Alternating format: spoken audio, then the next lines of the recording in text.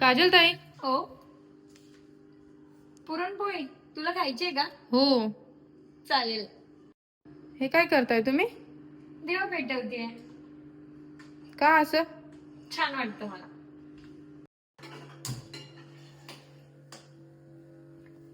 दोन ग्लास पाणी टाकायचं आपण. त्याच्यानंतर थोडस तेल. ह्याला चांगलं गरम होऊन द्यायचं, मगच आपण डाळ टाकायची. डाळ काढून घेतलेली आहे, त्यात आपण थोडस तेल मिक्स करू आणि चांगलं त्याला हलवून घेऊ. गरम पाणी झालं आहे, जेवढं आपल्याला पाहिजे तेवढं. आपण आता हे डाळ टाकून घेऊ. डाळ टाकल्यानंतर 4-5 शिट्ट्या होऊन द्यायच्या, जेवढी डाळ असेल तेवढी. आणि पाणीही तुमच्या डाळीप्रमाणे घ्यायचं. आपण सून, बडीशेप, इलायची गरम करून मिक्सरमध्ये बारीक करून घेतलेली, एकदम पावडर टाईप. गूळ कापून बारीक करून घेतलेला आहे. आपण तूप टाकू.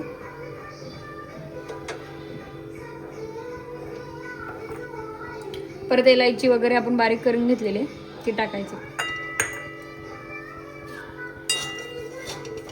हलवून घेऊ आपण चांगलं, मिक्स करू त्याला मस्त.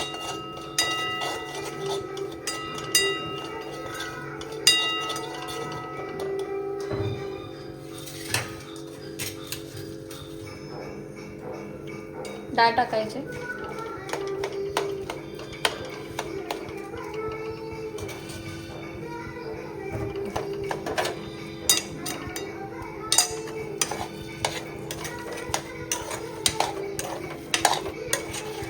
भाजून द्यायचं 10-15 मिनिटं याला, मगच गूळ टाकायचा.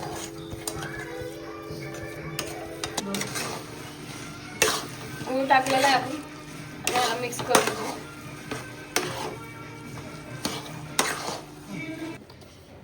मीठ, हळद आणि तेल टाकून मी पीठ मळून घेतलेलं आहे.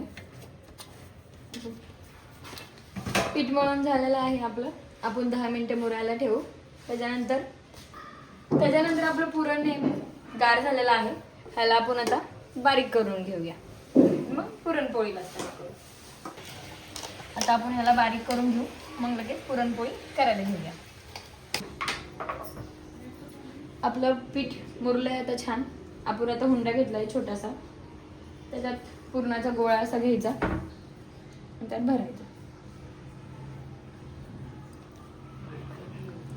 हे बघा, जास्त पीठ घ्यायचं नाही किंवा कमी पुरण घ्यायचं नाही. हे एक्स्ट्राचं काढायचं.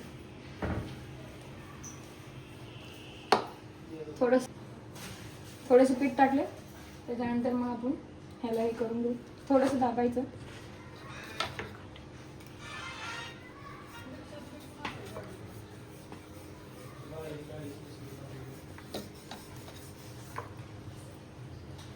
हळूहळू लाटायचं, म्हणजे पुरणपोळी फुटली गेली नाही पाहिजे.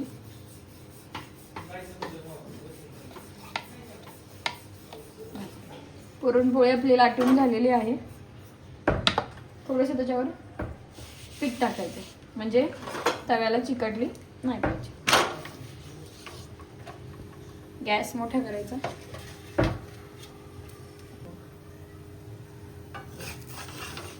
पुरणपोळी आपण पलटून घेऊ.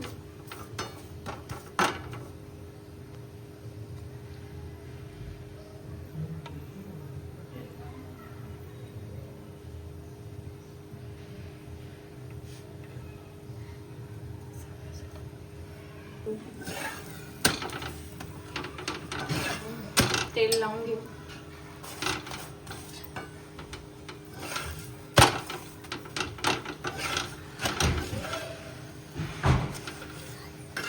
हे बघा, पुरणपोळी आता झाली आपली पुरणपोळी. झालेत आहे आपला पुरणपोळ्या, एकदम मऊ आणि लुसलुशीत.